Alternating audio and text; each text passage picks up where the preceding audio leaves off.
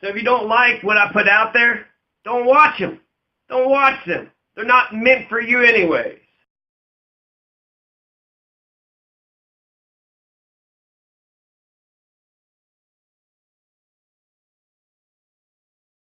Look at George Biassou right here. It's a pretty crude pencil drawing, but this is what Wikipedia says is his face, right? So take a look at him. I wish they wore more traditional Haitian regalia or African regalia. Here he's wearing a French hat with some flowers going at the top of it. He's got, nice collars. His neck, right? That the neck goes all the way up, and some sort of sash that goes over. That's George Biassou, okay? So drink it in. I'm going to talk about him a couple more times, and so when you see his face, you'll be like, hey, I know that face. That's good old George. Good old George Biassou. And St. Augustine was known for having a bunch of rebelling slaves come there for sanctuary. Play by C.L.R. James to Saint Louverture, the story of the only successful slave revolt in history. And it begins with a conversation between Colonel Vincent and Monsieur Boulet. Monsieur Boulet was the Colonial Assembly's president. He was the leader of the French slavers. He's the president of the Colonial Assembly of San Domingo. So Vincent and Boulet are sitting there going back and forth with their conversation. Then on page 2, M. Ferrand de Baudière, an old white bearded man, comes up the steps onto the veranda. This is at Monsieur Boulet's place, at his villa. And this Baudière, he says, you are Monsieur Boulet, the president of the Colonial Assembly of San Domingo. Boulet says, I am. You're welcome, Mr. Baudière. You come from the South Province, right? I've heard of you. You will have a glass of wine?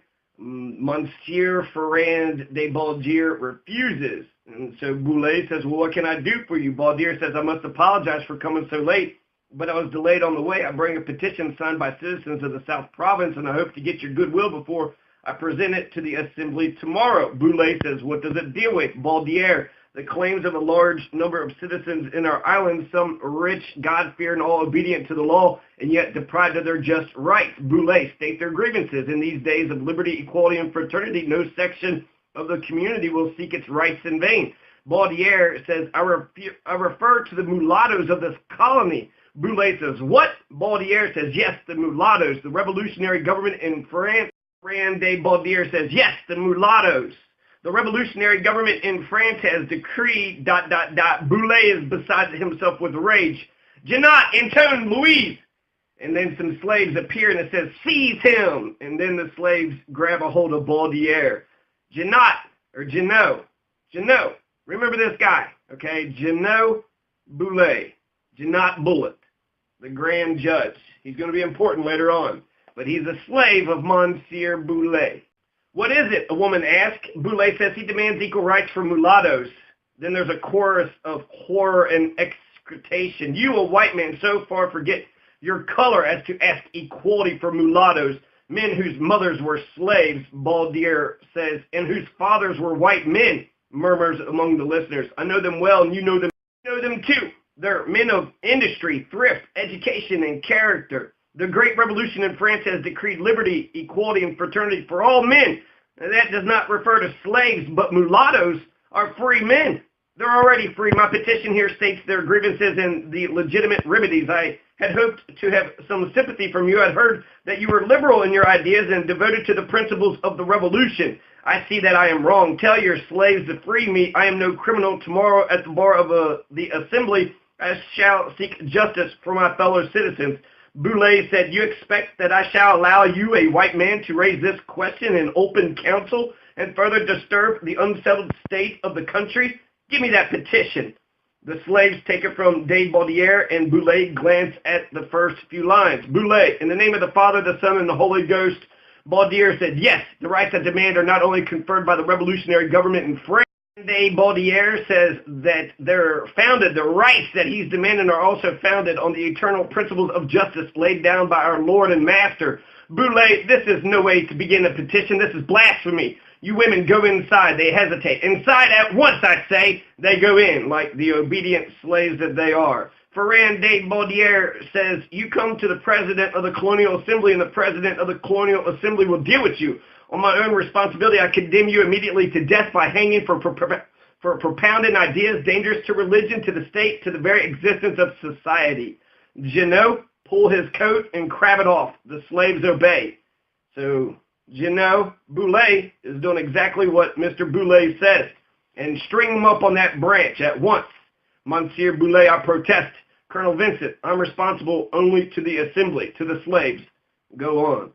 So, Ferrand de November 16th, Ferrand de Baudières, an officer of the Volunteer Grenadiers of Santo Domingo, judge of the Senechassee and Admiralty of Petit Goave, had his head cut by slavery royalists for drafting a petition to the Western Provincial Assembly for the civil and political rights of the freed men, many of whom had been fellow soldiers in Savannah, Georgia. But we must never forget his name, Ferrand de Baudières.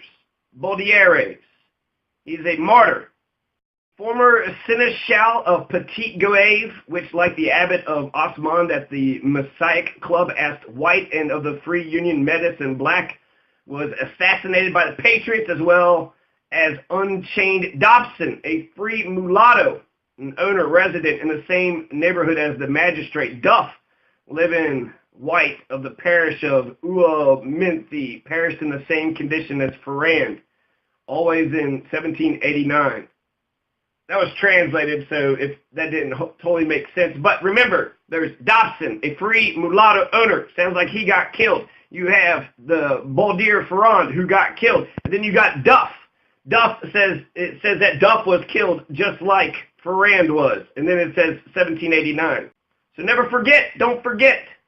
Auger was a politician. He wasn't a revolutionary. He didn't know the art of war. His gifts were unsuited for the task before him. Thousands of mulattoes were waiting for his signal to lead the rebellion. Instead, he addressed two high-sounding proclamations, not to his supporters, but to the council and to the authorities in Cap Haitian, asking for the promulgation of the decree of March 8th, which said that mulattoes were free. Instead of threatening with the raising of the slaves, good liberal as he was, he assured them in advance that he had no intention of doing so and appealed to the common interests of whites and mulattoes as slave owners. Auger committed no crimes, but Chavannes, and remember his name too, Chavannes, Jean-Baptiste, who was there at the siege of Savannah with Henry Christophe. Jean-Baptiste, also known as John the Baptist, Chavannes, he had massacred a few whites. Red Cock, rains and floods that were happening all throughout the island, but Auger, instead of waiting for his thousands of mulattoes to storm Cap Haitian, instead he took his few hundred men and then went into Cap Haitian. He was quickly defeated, and with a few companions he fled into the Spanish territory. Eventually he was brought back. The whites tortured Auger and his companions with a trial that lasted 2 months. They condemned them to be led by the executioner to the main door of the parish church, bareheaded and in their shirts tied by a cord around their neck, and there on their knees with wax candles in their hands to confess their crimes and beg forgiveness, after which they were to be led to the parade ground and there have their arms, legs, and elbows broken on a scaffold, after which they are to be bound on Catherine torture wheels. Catherine torture wheel. That's torture, right? Their faces turned to the sky were to be then cut off and their goods and property confiscated. Even in death, the racial division was to be maintained. The written judgment decreed that they were to be executed on the side of the square opposite to that where whites were executed. Jean-Baptiste Chavannes, the soldier, endured without a murmur, right? So he dies a champion, right? That's heroic when they're about to kill you, to not cry and beg for mercy, just like a proud soldier.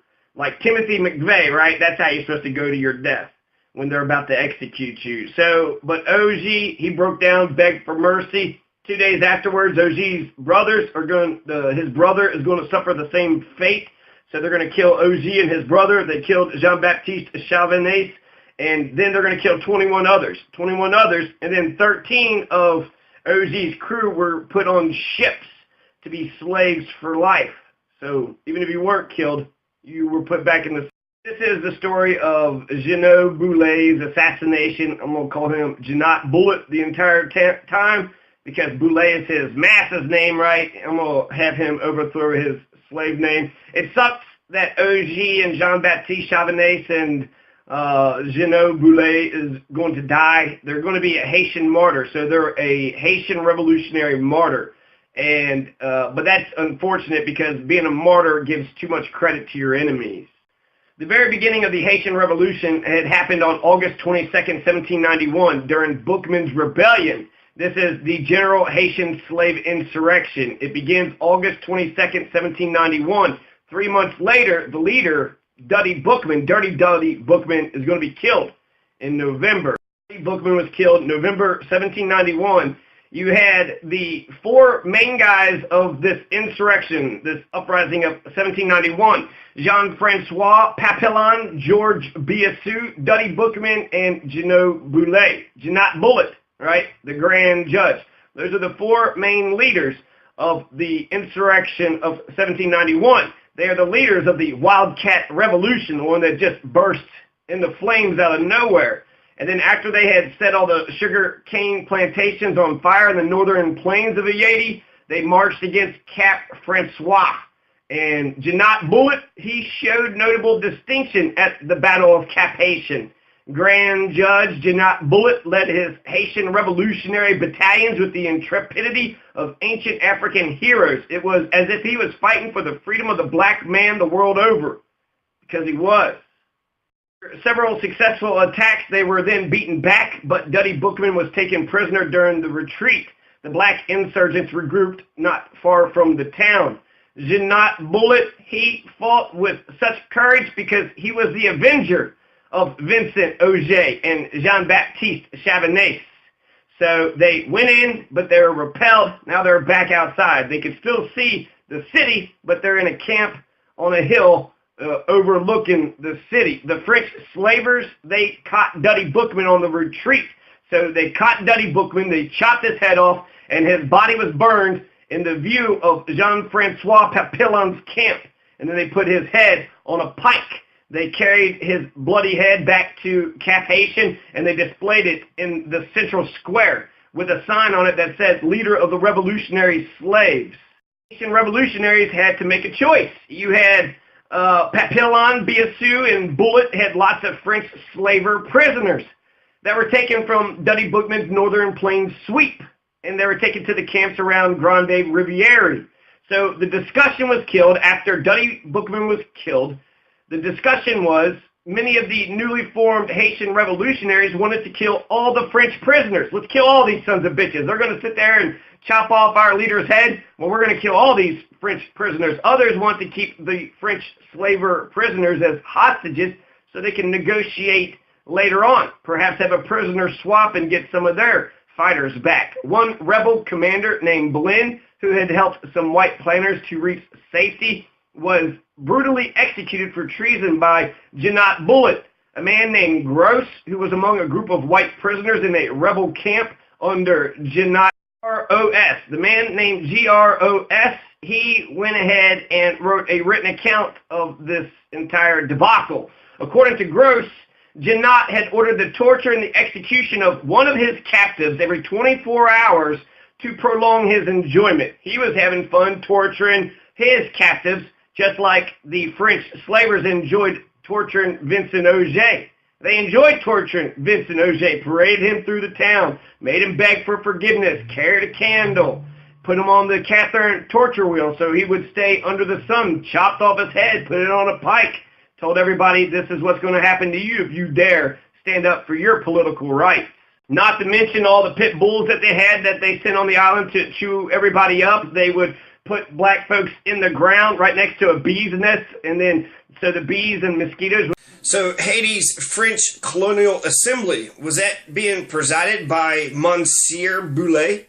Was Monsieur Boulet there when Vincent Auger and Jean-Baptiste and, all those other rebellers were executed?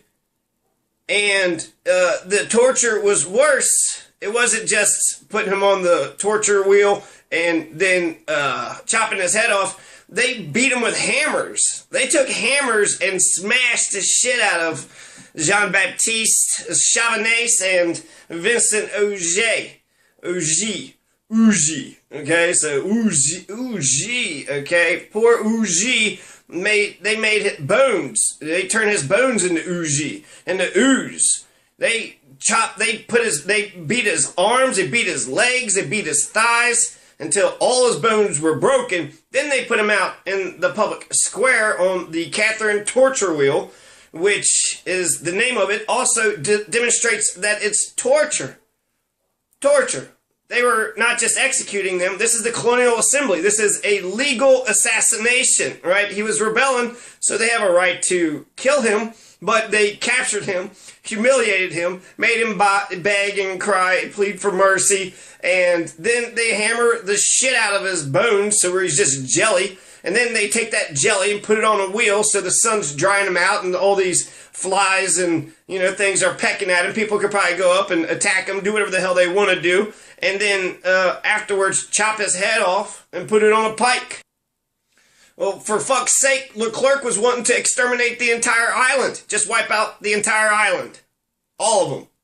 And just re-import new African slaves. Ones that didn't hear about the revolution. So this guy, Jeannot Bullet, Mr. Bullet wanted to be called the Grand Judge, okay? They all had titles. Jean-Francois Papillon, he's going to be the leader. Out of all four of them, right, Duddy's dead, so now there's three left. But Jean-Francois was the leader. He called himself the Grand Admiral of France, and his head general, George Biassou, which was his lieutenant, he took the title of Viceroy of the Conquered Lands. This is intelligent stuff, right? George Biassou is the Viceroy of the Conquered Lands. Papillon is the Grand Admiral.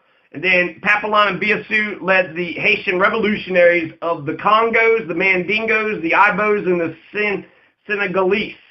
That's who their Haitian revolutionaries were made of, their African ethnicity.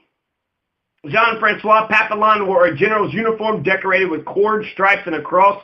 He had stripped from the clothing of dead white officers. He moved throughout the rows of rebel slaves, either mounted on a lavishly equipped horse, or he was seated in a carriage drawn by 4 horses, sometimes black horses, sometimes white horses. So this is who Jean-Francois Papillon was. He was the Grand Admiral, right, the Grand Admiral of France, and he liked to wear French uniforms. He liked to have the horses equipped, and he liked the carriages. George Biassou, this is Toussaint Louverture's mentor. Toussaint Louverture is nowhere to be found in the very beginning of this uprising. But George Biassou, the other leader of the Haitian revolutionaries, Toussaint Louverture's mentor, had gathered around him a council around George Biassou. So George Biassou, this is who he was. He gathered around him a council made up of sorcerers and magicians. George Biassou's tent was filled with little cats of all colors, 72 snakes, bones, and assortment of other objects, all symbols of African superstitions. During the night, great bonfires were lit in George Biassou's camp. Naked women performed unsightly dances around them, making frightening contortions and chanting words that can only be understood in the deserts of Africa. When the excitement was approaching a climax, Biassou, followed by his sorcerers, presented himself to the crowd and cried out that the Spirit of God had inspired him. He announced to the Africans that if they died in battle, they would come back to life among their former tribes in Africa. Under the orders of Jean-Francois Papillon, old JB, old Jeannot Bullet, the Grand Judge, commanded the eastern sections of the northern province, and he indulged in cruelties. Jeannot Bullet was sick and slender, and whatever Jeannot Bullet lacked physically, he made up in strength and will. Jeannot Bullet was Monsieur Bullet's ex-slave, and Monsieur Bullet was one of the most cruelest French slave masters on that Pearl of the Antilles. He was one of the worst, one of the cruelest. Big shocker that Jeannot Bullet is going to be cruel too. And just like Biassou, Jeannot Bullet, old JB, was under the influence of sorcerers. He, through his great ferocity, he struck fear into his troops, as with most rude and fanatical men. Sometimes old JB showed the greatest courage. Other times he showed shameful weakness. His flag, Jeannot Bullet's flag, was a white infant's body carried on the end of a pike planted at the entrance of his camp. His tent was circled with lances topped with the heads of whites. Jeannot Bullet went hard. Jeannot Bullet had zero. Bullet raped the women, the French planters' women, in front of their families. Jeannot Bullet had zero chill. In the middle of his half-naked troops armed with daggers, pikes, lances, and several guns, Jeannot Bullet sparkled with stripes and jewels. Every day, Jeannot Bullet had several white prisoners brought before him. Some were sawed between two planks. Others, who he found too tall, had their feet cut off. And when he found the unfortunates who were too short, he made them grow by 6 inches by pulling them on their legs until their legs and thighs dislocated. On the branches of all the trees in his camp were hooks from which prisoners were hung by their chins. He himself put out their eyes with red-hot pincers. Old J.B. slit the throat of a French slaver on his master's estate, on Monsieur Boulet's estate, and filled his vase up with the blood as it flowed. Bullet slit the throat of a French slaver, one of his overseers from his master's estate, and when he was bleeding out of his throat, Jeannot Bullet took a vase and filled the vase up with his blood, mixed it with tapia, rum, and then he drank it. And then he said, "Ah, my friends, how good, how sweet is the blood of the whites. Drink it deep and swear revenge against our oppressors. Never peace, never surrender. I swear by God." Before the execution of Gros and the other remaining prisoners, however, a higher-ranking rebel leader, Jean-Francois Papillon, arrived into the camp, right? So clearly the Grand Admiral of France is over a Grand Judge. A Grand Admiral has more power than the Grand Judge in the Haitian revolutionaries. Jean-Francois Papillon, he's the Commander-in-Chief, Grand Admiral of France. They think that they're actually still fighting for the king. They learned of the atrocities of Jeannot Bullet, and he was horrified. He told him to stop doing that. That's going to, turn around on them. But it wasn't so much that it was cruel, he just strategically, and he ordered Jeannot Bullet to stop in vain. So Jean-Francois Papillon marched against Jeannot Bullet, and he engaged him in battle near Valliere. In the middle of the action, Jeannot Bullet's troops, who grown tired of his tyranny, took off. They abandoned him. Jean-Francois Papillon took old J.B. prisoner and condemned him to death. This man, so cruel that the sight of blood thrilled him, was scared as his final judgment approached. He made all sorts of degrading offers to avoid death. Jeannot Bullet even asked Jean-Francois for his pardon, and he even said that he would be his slave. "Please, pardon me. I'll be your slave. I'll do whatever you want. I'll suck your dick." But all of Jeannot Bullet's prayers were futile. When he arrived at the execution site, Jeannot Bullet pleaded with his bound hands for the priest of Marmalade, who accompanied him during his final hours.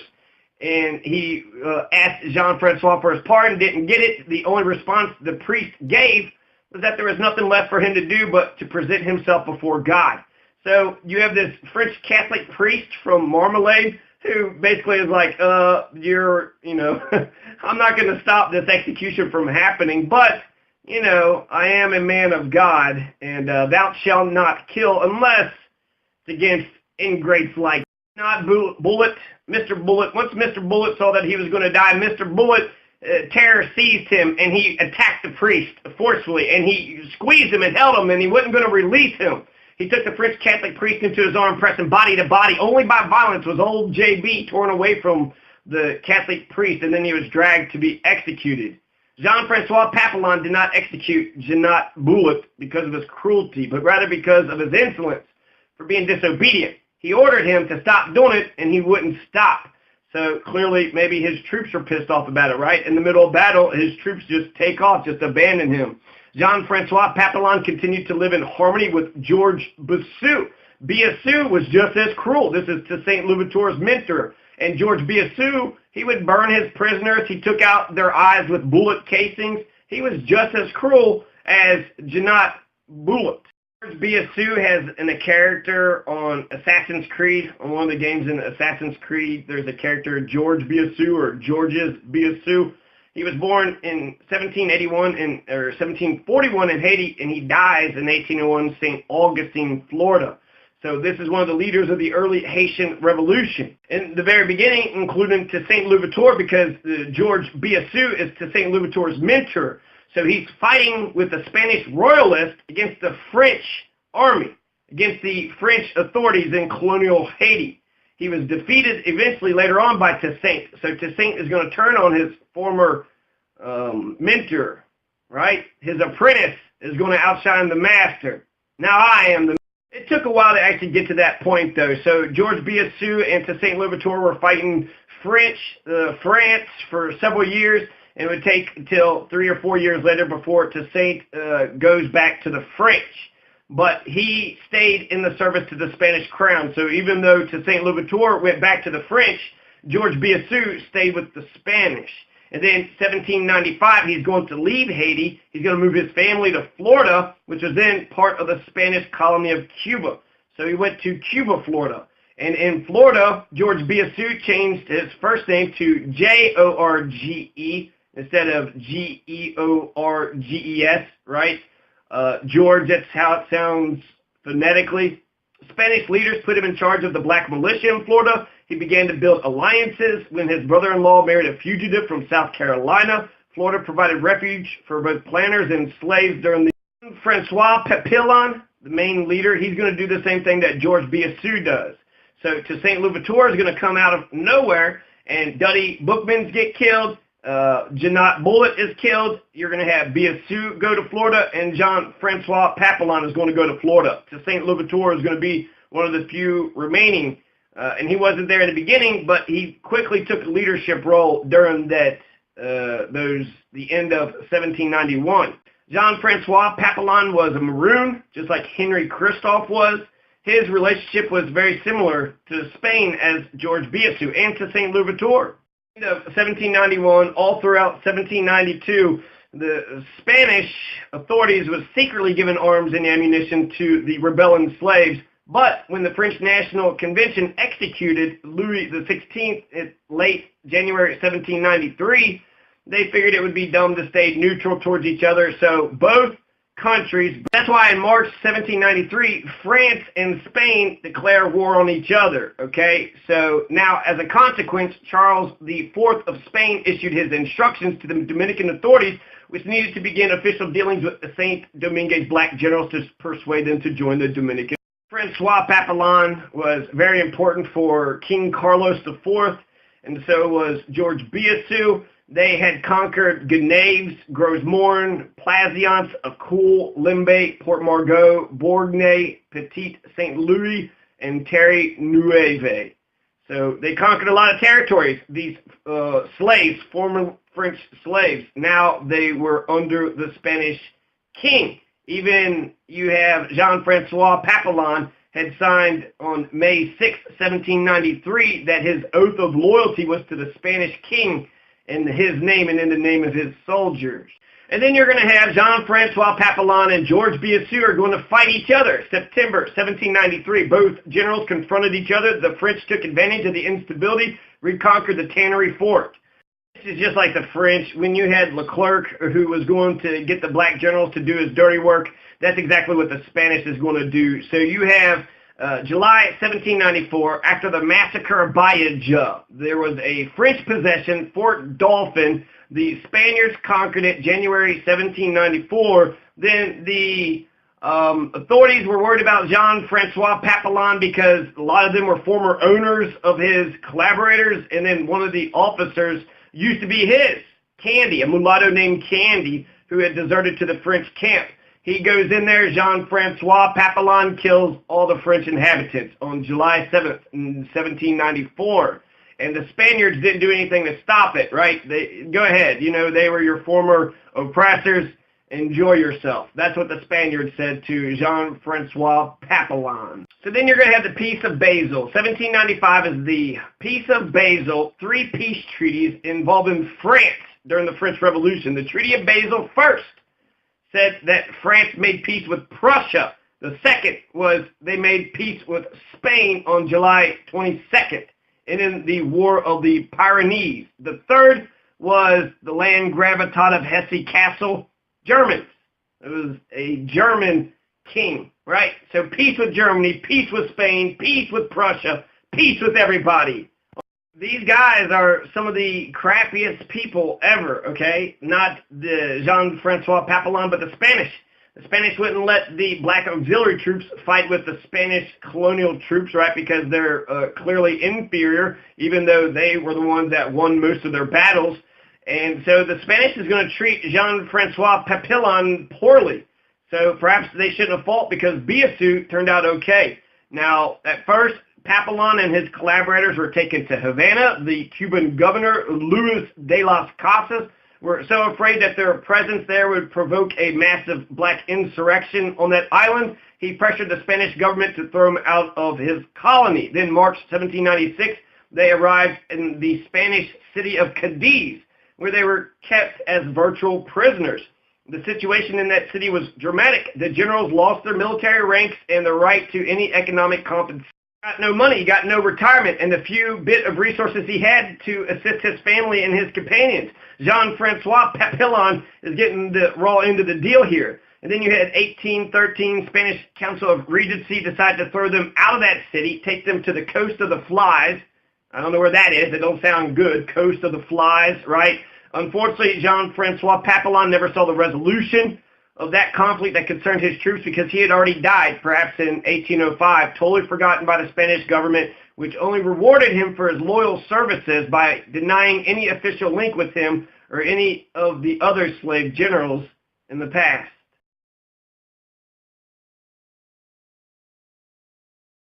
And St. Augustine was known for having a bunch of rebelling slaves come there for sanctuary.